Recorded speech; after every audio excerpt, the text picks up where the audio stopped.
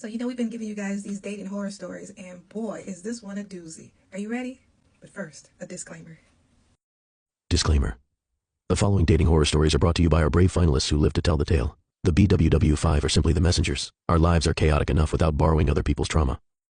No BWW5 members were emotionally scarred in the making of this video. This time, No names.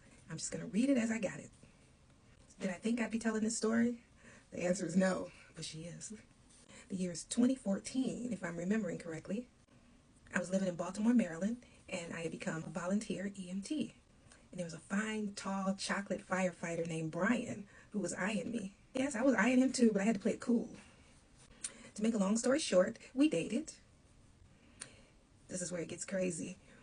Within the first few days, he told me his sister had been unalived by his other sister's ex-boyfriend and stuffed in a storage container and found later in the river. That didn't scare me away. I mean, I said he was fine and tall, right? But what happened after that did scare me away.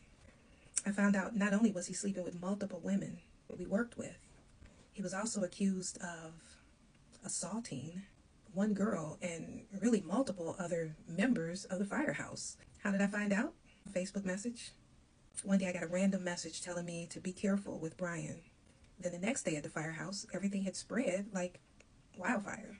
He would catch me in the firehouse or in training classes and try to convince me that it wasn't true. I wanted no parts, but I had to remain friendly, on the job. Did I get back with him?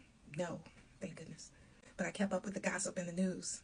Come to find out, the girl had in fact lied on him. My ex was actually one of two black men who were involved in the assault. Side note, the victim was not black. All of the other men who were involved, who were not black, they were reinstated to their job with no issues, while my ex ended up having to move to another state just to avoid the stigma that was on his back. And I never dated a firefighter again. The end. That was a deep one. Sounds like there was a lot of fire going on inside the firehouse. Glad she made it out safely. Thank you guys for sharing your dating horror stories with us. We've been entertained as well as warned.